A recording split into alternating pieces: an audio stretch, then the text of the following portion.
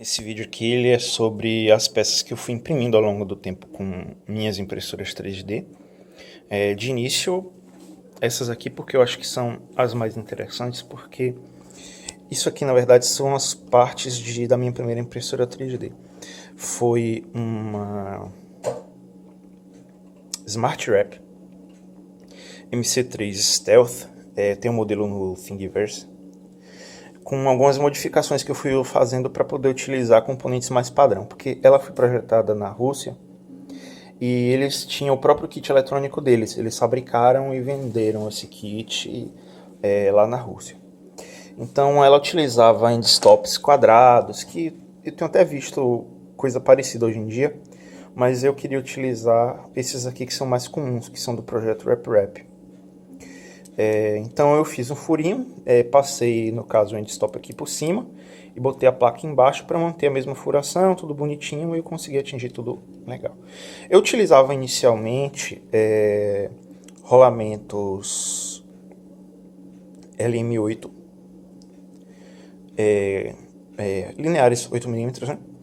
E barras 5/16 avos, porque eu não consegui encontrar por aqui barras de 8mm precisas, então eu acabei utilizando barras de construção civil mesmo, uma tolerância dimensional horrível, mas fui utilizando. Aí por fim eu substituí por barras de impressora inkjet normal para fazer a movimentação dos eixos. Eu utilizava correias GT2, são as mais comuns para impressora 3D, embora o projeto original ele use GT2.5, que é um pouco mais grossa. Mas funcionava muito bem com o GT2. Eu tinha alguns problemas com o eixo Z, porque ao invés de utilizar um eixo trapezoidal ou uma barra de milímetro, eu usei essa barra 3/16 de construção civil, de aço zincado. Sabe? É essa barra comum que você acha em qualquer casa de ferragens. E essa barra ela não tem um número de passos por milímetro preciso, ela segue o padrão inglês. Então eu tive que calcular o número de passos por milímetro dessa barra e fazer toda a configuração do firmware Marlin manualmente. Como eu utilizei por muito tempo barras de construção civil 5/16 para fazer a movimentação dos eixos, eu acabei estragando os rolamentos lineares. E aí com isso eu arranhei também as barras de aço inox que eu tirei de impressoras, porque elas já estavam estragadas. E isso me fez eu tentar pensar como eu poderia fazer isso. Eu ouvi falar das buchas Igos, né, que usam polímero, e que muita gente estava usando buchas de PLA. Aí eu construí essas buchas aqui para substituir. Só que eu também tive um problema na época, porque eu só encontrava modelos com diâmetro externo de 15 milímetros. E essas peças aqui elas foram projetadas para utilizar rolamentos de 16 milímetros de diâmetro externo. Então isso fazia com que elas ficassem um pouco soltas. Eu acabei tendo que utilizar umas técnicas pouco convencionais para colar isso aqui na barra, que levou eventualmente a eu ter alguns defeitos, como por exemplo, se você notar aqui, essa peça aqui que é o suporte do eixo XZ, isso aqui tá tudo quebrado, porque eu colei as buchas aqui, usei um monte de super bonder, cola quente, tudo que eu podia utilizar para manter as buchas seguras no lugar, e com isso eu estraguei essas peças. Nesse meio tempo, eu andei passando por uns probleminhas, porque originalmente ela usa essa peça aqui, que é um suporte que permite que você tenha o deslocamento da cabeça de impressão para usar uma chave mecânica para fazer o nivelamento automático da mesa. O nivelamento automático da mesa não funcionava muito bem, porque eu nunca consegui ajustar o offset perfeito da cabeça de impressão, e esse projeto dessa impressora meio que dificulta um pouco você fazer o ajuste manual da mesa, porque ela fica presa em cima de 4 pinos, que são esses aqui. E eles não têm um espaço suficiente para você colocar a mesa aquecida. Ela foi planejada para ser uma impressora de PLA apenas, e eu tentei colocar uma mesa aquecida para imprimir ABS.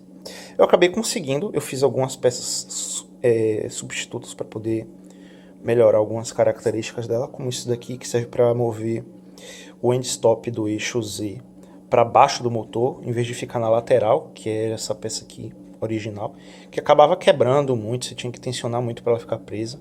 E essa aqui acho que já é a minha segunda versão, ou terceira. E isso daqui que foi uma tentativa bem louca minha de colocar um extrusor padrão E3D V6 clone nessa impressora. Essa peça daqui ela estava no projeto original, ela não está mais no Thingiverse. Eu tive que procurar o arquivo no SketchUp da impressora inteira e separar essa peça para poder utilizar. E eu pedi para outra pessoa que tinha impressora na época fabricar essas peças enquanto eu estava construindo a impressora, e eu adaptei isso daqui aqui.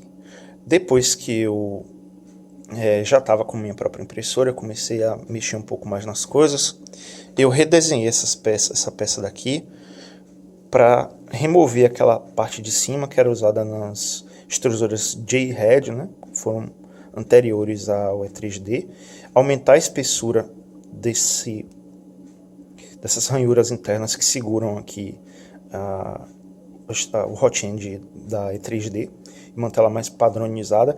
E isso daqui que permite que você adicione uma fan de 40mm, que é bem mais potente do que a que vem na E3D V6 e permite que você mantenha o heat break mais frio, que ajuda você a poder trabalhar com uma certa folga e evitar entupimentos no bico, principalmente se você usa um extrusor full metal. Eu fiz outras modificações com o tempo, como essa peça aqui que acabou quebrando quando eu estava desmontando a impressora, que basicamente apoia o fuso do eixo Z, o que não é sempre uma boa ideia, porque na maioria das vezes a gente encontra essas barras muito tortas, e se você segura ela embaixo e em cima, e ela está torta, ela começa a ter oscilação ao longo da barra. Tá aqui escrito Smart Wrap.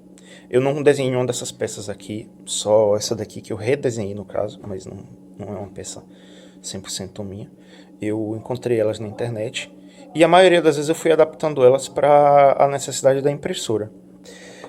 Ao longo do tempo eu fiz outras modificações, como por exemplo, esse extrusor aqui, que você pode ver que está muito derretido, porque eu trabalhei com um ABS numa temperatura absurdamente alta, para eu ter uma rigidez bem grande com ele.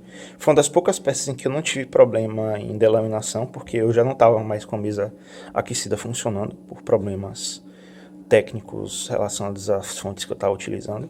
E a peça ficou tão derretida que eu tive que, no final das contas, esculpir um pouco ela para poder ela ficar mais ajustada. Pode ver que a superfície dela está bem irregular. Mas ela funcionava muito bem, e principalmente com filamentos mais flexíveis, porque ela tem essa ranhurazinha mais proeminente aqui, permite que tenha um mínimo de espaço para folga na extrusora. Funcionou muito bem, principalmente com nylon. Eu comecei a fazer alguns experimentos com nylon de roçadeira.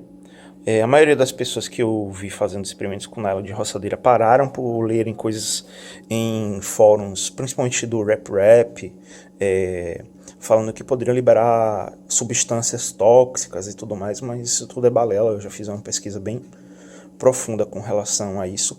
O nylon que a gente utiliza em aparadores de grama, normalmente os que são de nylon puro, que não usa fibra de vidro, que são a maioria na verdade, que são os mais baratos, simplesmente nylon puro mesmo. A fumaça que pode sair na verdade é a água evaporando, no caso do filamento que está muito umedecido.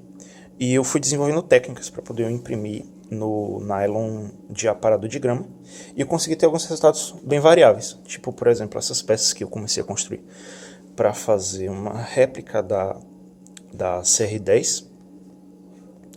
Aqui eu usei o nylon bem úmido mesmo, em uma determinada configuração, e depois eu utilizei esse mesmo nylon sem nenhum outro ajuste para fazer essa outra peça aqui. Você pode ver que os resultados são muito diferentes. O nível de detalhe de acabamento dessa peça está muito melhor, além da cor está bem diferente, nem parece ser o mesmo material. E com isso eu consegui aprender algumas coisas, principalmente com relação à impressão de nylon em mesa fria. E principalmente com o nylon ainda úmido. Na verdade isso pode até ser um aliado se você estiver tentando imprimir algum tipo de peça, a umidade no nylon